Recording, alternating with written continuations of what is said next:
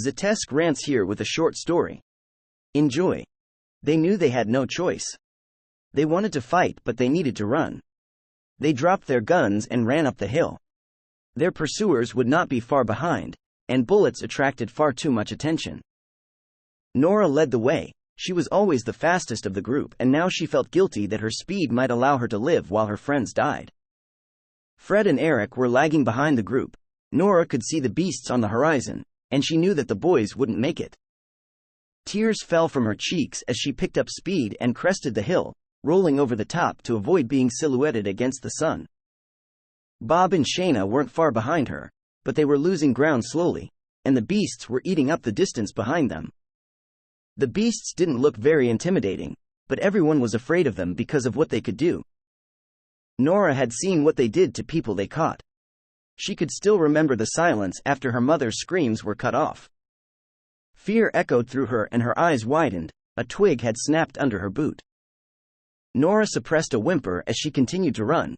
Now was not the time to think about the past or what the beasts would do to her friends when they were caught. No, now was the time to run, and hopefully survive. Bob and Shayna slid over the hilltop almost as gracefully as Nora had, but behind them Fred was breathing hard. Eric was younger and smaller and couldn't keep up, but Fred's fitness had reached its limits and he began to panic. Nora ran on. She couldn't risk looking back as she pushed her legs to their limits. She ran downhill leaning so far forward that she would certainly die if her foot slipped. She was thankful that Bob and Shayna had avoided the twig she had broken. Perhaps they could survive after all. Just as Nora became hopeful, she heard Eric's brief scream become a gurgle as blood filled his lungs and he was captured by the beasts. Fred heard it too. He had known the beasts were close, but not that close. Fred was in full-on panic mode now, and the hilltop had become a lost cause.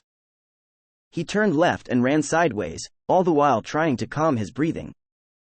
The others knew he failed only a few seconds later as he fell to the ground. He didn't even get the chance to scream because he didn't feel the beasts get him. It was over in an instant.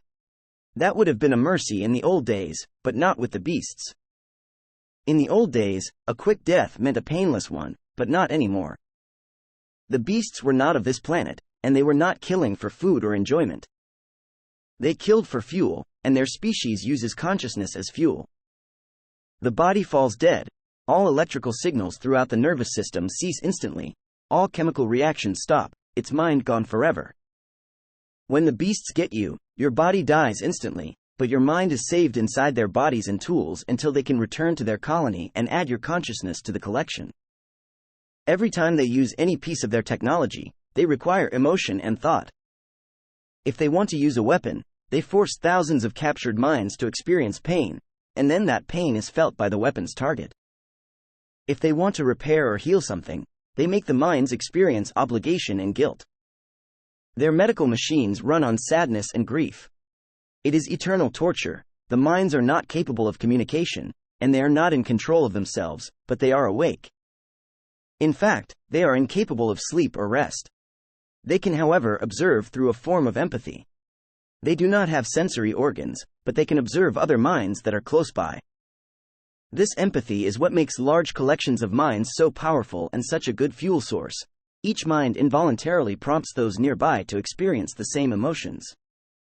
Nora knew some of this, but not the details of how the tools worked or how the beasts could capture people's minds without their tools. Nora did know the pain that minds experienced when captured. Anyone sufficiently close to a person that is being captured can feel the mind reach out in search of support.